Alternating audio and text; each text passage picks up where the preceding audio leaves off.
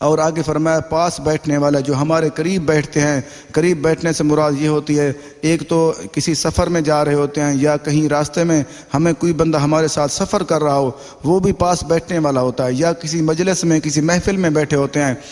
اگر کوئی بندہ قریب ہمارے ساتھ بیٹھا ہوا تو وہ ہوتا ہے کہ پاس بیٹھنے والا، کیونکہ کسی بھی وجہ سے اگر کوئی بندہ ساتھ ہے تو وہ پاس بیٹھنے والا، اس کے بھی حقوق ہیں، اس کے ساتھ اچھا سلوک کیا جائے، سلوک کرنے کا حکم ہے۔ اور آگے فرمایا ساتھی، جو ہمارے دوست ہوں، جو ہمارے قریبی ہوں، ان کے ساتھ بھی اچھا سلوک کریں۔ اور آگے فرمایا جو مسافر ہیں، جو ہمارے ساتھ لوگ سفر کرتے ہیں، یا جو کوئی مسافر ہو ہمیں مل جائے، اس کے ساتھ بھی اچھا سلوک کرنا چاہیے، اس کو کسی چیز کی ضرورت ہو اس کی مدد کرنی چاہیے۔ اچھے سلوک سے مراد ساری چیزیں آ جاتی ہیں، ان کی مقصد اگر سادہ اس کا بیان کیا جائے وہ یہ بنتا ہے اس کی ہر قسمی ضرورت کے مطابق کام آیا جائے، اچھا سلوک وہ ہوتا ہے۔ اور آگے فرمایا اپنے غلام لونڈیوں، کیونکہ غلام پہلے زمانے میں جو لوگ خریدتے تھے، لوگوں کو غلام بنا لیتے تھے، وہ ان کے اپنے وہ غلام ہوتے، ان کی خدمت کرتے یا ان کے حکم کے ساتھ چلتے، جیسے ان کا حکم ہوتا مالک کا، آقا کا، وہ ویسے کام کرتے تھے۔ اس لیے فرما دیا ان کے ساتھ بھی اچھا سلوک کرو۔ اگر کوئی آپ کا غلام ہے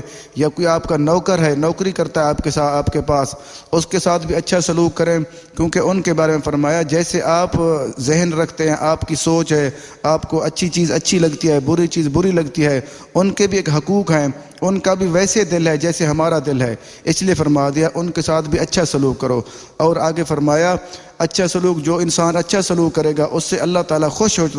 ہوتا ہے۔ اور آگے فرما دیا بے شک اللہ تعالیٰ ایسے شخص کو پسند نہیں فرماتا جو متکبر ہو۔ اللہ اکبر، دیکھو اللہ پہ فرما دیا وہ لوگ مجھے پسند نہیں ہیں جو لوگ تکبر کرتے ہیں یا جو لوگ سلوک نہیں کرتے، اچھا سلوک نہیں کرتے۔ اس سے مراد یہ بھی ہے جو لوگ اللہ تعالیٰ اور اس کے رسول پاک صلی اللہ علیہ وسلم کے حکم کو نہیں مانتے، وہ تکبر ہوتا ہے، اللہ تعالیٰ کو وہ لوگ پسند نہیں ہیں۔ اور آگے فرمایا جو فخر کرنے والے ہیں، جو فخر وہ ہوتا ہے جو اپنے آپ کو بہتر سمجھتا ہے اور آکڑ بناتے ہیں، اپنی لوگوں کو گھٹیا سمجھتے ہیں، وہ لوگ بھی اللہ تعالیٰ کو پسند نہیں ہیں۔